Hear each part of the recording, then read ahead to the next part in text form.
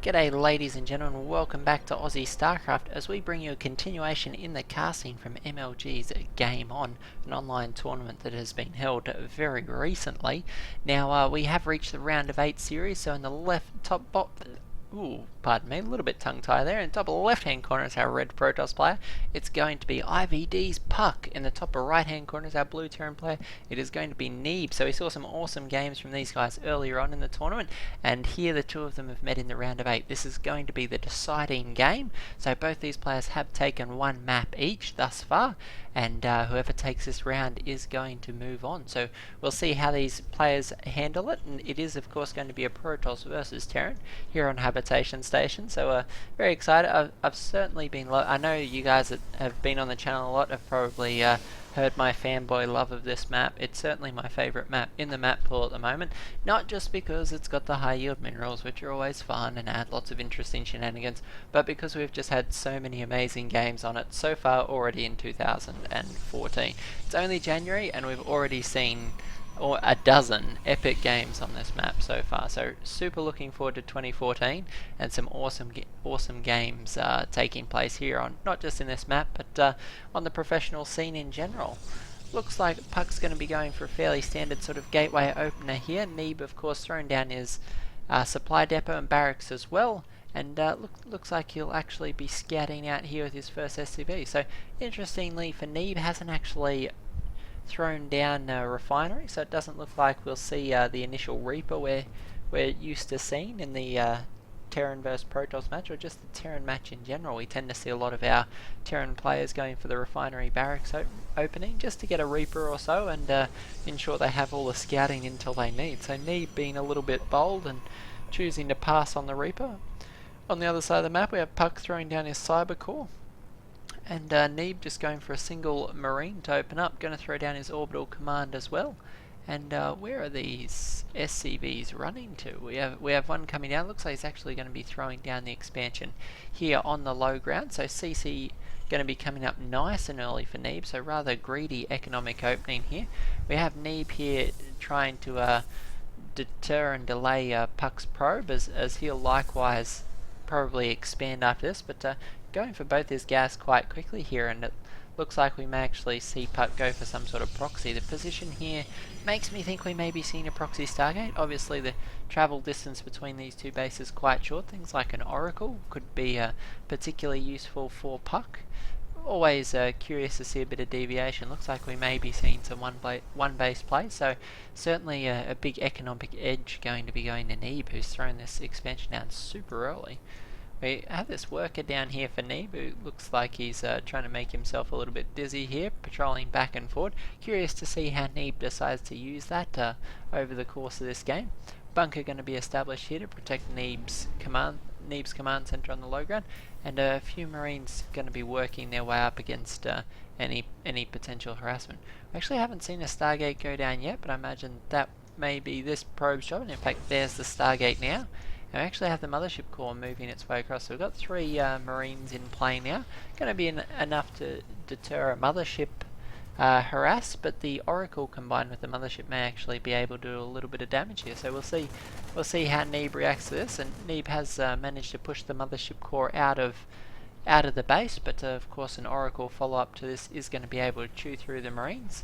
So we'll see if Neeb can get enough units in play to deal with this. We have a first Stalker out, and certainly a viable option for puCK is to try and harass the front with a Stalker and a Zealot and move an Oracle into the mineral line. It forces the Terran player to make some very difficult decisions quite early on. So we'll see how Neeb handles this. Still a few Marines coming out. If you're wondering why no Marauders, the main reason is he needs things that can dual prong deal with both a potential ground assault and the air assault that is barreling towards him now in the shape of this Oracle. So puCK also having thrown down his expansion here. Neeb continuing to scout out with this SCV, certainly covering a lot of territory on this map. As you can see, he's already scouted a number of avenues to and from the Protoss base. Probably keeping an eye out for those wily proxy pylons and trying to prevent any Protoss warp-ins in the vicinity of his base. The Oracle is of course going to be moving here, but we have a substantial number of Marines here. We have 7 already in play. Oracle going to grab 2 kills quite quickly, 3 kills there, and due to the movement speed of the Oracle, looks like it's going to get 4 kills and get away clean. So nice little bit of micro there from puCK, going to be doing a bit of economic damage, but got to be super careful with the Marines. The literal firing squad chasing this Oracle down here. Oracle actually going to reactivate and take another 2 workers, 3 workers, 4 workers, so neat micro from puCK there, managing to evade those Marines and do a considerably more damage than Neeb was hoping they would be able to do. So a little bit speechless that with the amount of Marines in play, Neeb took as much damage as he did, but puCK now at the second Oracle, and actually a third on the way, so looks like puCK's going to continue applying this pressure with these 2 Oracles, but 2 Oracles is naturally twice as damaging as 1 Oracle and able to carve through small groups of Marines. So Neeb having to be very careful here with the spread of these Marines. We have 3 Oracles now in play, 2 of them having sustained a lot of shield damage, so got to be super careful not to see those plucked off quite quickly. A Viking could well be on the way here, and that would be a smart choice out of Neeb. Certainly wants to prevent this Oracle harass doing any more damage. There's a missile turret now in play at both locations. That's certainly going to help puCK hold this back, but these Marines just have to be super careful.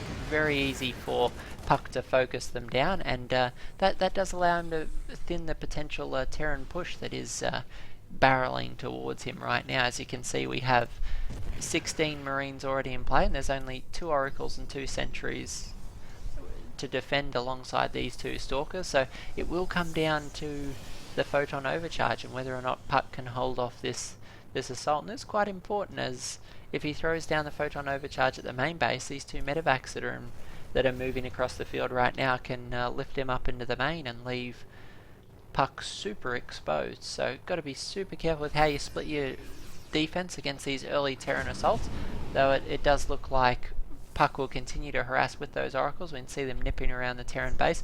The big drop into the main from puCK is going to allow these Marines to do a lot of damage. Going to focus straight for this Stargate. Obviously, Neeb very frustrated with the damage those early Oracles have done.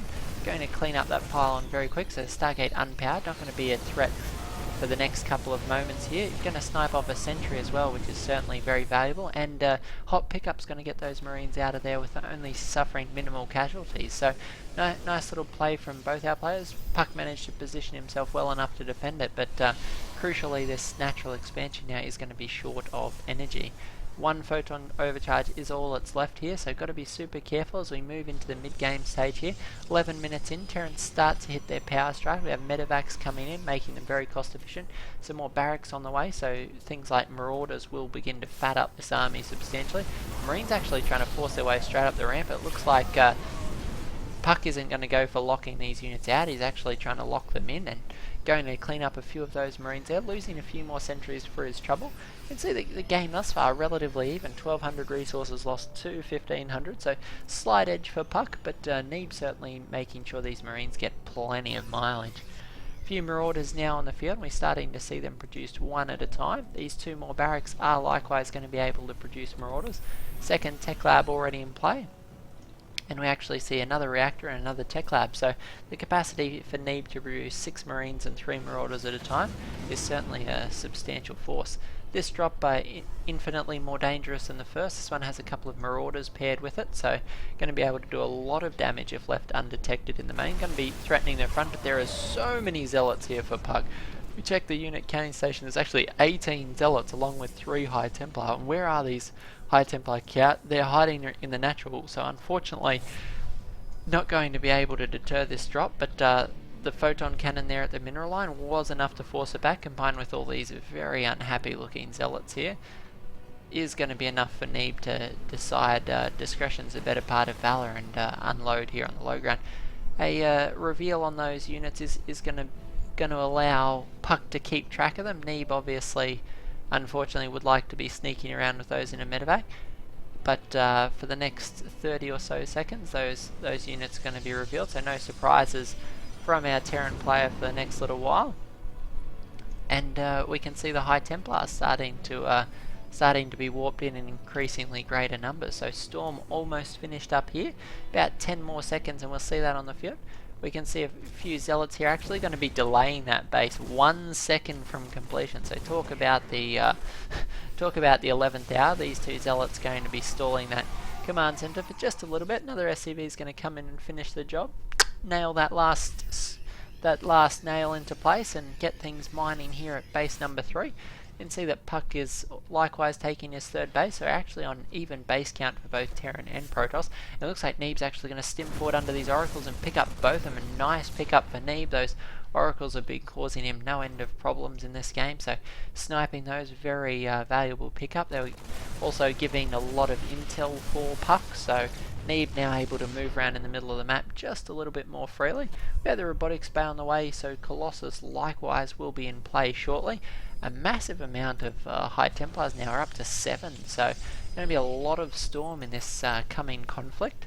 So we'll see if Neeb's able to position himself. We've got a lot of Marines on the field, but also starting to produce his Ghosts, and Ghost's going to be absolutely vital in this coming fight. So see if he can land the EMPs and snipes he needs. Certainly Terran in the late game against Protoss does become very reliant on its Ghosts. All about whether or not those Ghosts can land those money EMPs and pick off the High Templar before they lay down just a flurry of storm. As you can see, this High Templar able to drop 2 storms could decimate things like this waiting group of Terran units, particularly well positioned on the high ground like he was. So we're starting to see both our players jockey for position here. We have Neeb consistently active with these groups of Marines, wanting to ensure there's no high yield base in play. In fact, there isn't. This group of Terran units unfortunately was a little bit split up. Those Zealots are getting a little bit overeager, and unfortunately for those, going to get sniped quite quickly by the Terran units. If there's one thing though that can be said about the composition here for puCK, it's that he has to transition away from these Zealots. If we look at the unit counting station, we can see 10 High Templars, which is great. Tier 3 tech, very useful. A few more Zealots actually come in to harass this third base. Unfortunately, the bunker very well positioned there. You see Neeb can repair it without risking those SCVs. The Vespene guys are making it hard to surround. We have puCK just barreling towards our Protoss opponent. This is so many Zealots. They do almost have that +3 attack upgrade, so that's very important. Is going to be about a minute and a half away, so the question is whether or not Neeb really wants to engage here, and actually the money move from those Ghosts able to actually snipe most of the High Templars here. Nice EMPs actually going to leave puCK's army very exposed here. We can see Neeb barreling towards the Protoss at an alarming rate. These 2 High Templars going to be moving for some storms, and these storms are all that puCK has standing between him and his third base. Neeb, excellent use of those High Templar, and unfortunately for puCK, just not having an observer in place to be able to detect them, they are able to sneak right on top of puCK's army. So devastating blow there, as he lost a majority of his High Templars from 10 down to 6, and these new High Templars don't have near as much energy as the previous ones did. So nice play out of Neeb, allowing him to snipe those. Going to be looking for this proxy pile. It's been causing him some steady problems. Both our players actually with quite good upgrades. As we can see, Protoss have 2-2 already on the way, only 1-1 for our Terran, so puCK actually ahead on the upgrade game, which is quite rare. Actually got 3-3 finishing up now, so it's going to be a massive upgrade discrepancy. Going to be 3-3 compared to the 2-2 that's only just now finishing up for Neeb, and this coming fight should favour puCK, providing he can get the units in place to deal with this. Terran force quite devastating, using the edge of the ramp to prevent those Zealots engaging. This Colossus here is going to make a large difference in this conflict, and we see Neeb trying to engage up this ramp, but the Colossus just providing so much DPS there, and Neeb will be forced to fall back. Unfortunately, the main body of the Terran force is out here in the middle of the map in a position to threaten this third base. puCK needs to decide where's he going to defend, and Neeb is in a great position to sandwich and counterattack this 4th base. So puCK has to be so very careful. He's got his Colossus, but in a great position to be sandwiched. Alternatively, Neeb can pick up here and go for the main base. So dangerous position for puCK to be in. This observer all crucial in deciding just when and where puCK will defend. A few DTs actually making their way into this base, and a great choice from Neeb is going to allow some excellent harassment here. This base actually going to be forced to lift off or burn down, as our Dark Templar mentor here just makes his way through the SCV line. We have an engagement here as these massive Zealot force pushes towards Neeb's ground units. These 2 Colossus provide a lot of damage. Unfortunately, no Vikings in play, but a great sandwich play from Neeb as he stims a big group of Marauders around the side. The first Colossus does go down. The second Colossus left very vulnerable. No Vikings, but Neeb able to position his units in such a way that he could snipe the Colossus anyway. But Neeb, unfortunately, in spite of dropping the Colossus, going to get picked up by the massive group of Zealots. So puCK managing to make this this heavy Zealot force work, was going for Zealot Archon, as you could see, the High Templars intending to become Archons, but unfortunately Neeb sniping them in the earlier engagement. But puCK was looking on the back foot for a lot of that game, but managed to engage with the great upgrades and managed to slice and dice his way through. So unfortunately for Neeb, is going to lose this series, and puCK is going to move along. An excellent series it has been. We didn't actually cast games 1 and 2. There's just too much game on for one man to cast. So I'll be casting some of the best parts of day 5 of this tournament. There's going to be some more. I will cast a few whole series along with a few more deciders. So please tune in here on the channel. There's been some great Protoss vs Terran thus far this morning. We're looking forward to some excellent play, one of which is going to be Suppy versus Scarlet, so some sweet ZVZ action coming up just after this, guys. So tune in to Aussie StarCraft and don't miss out. We'll catch you all in the next cast.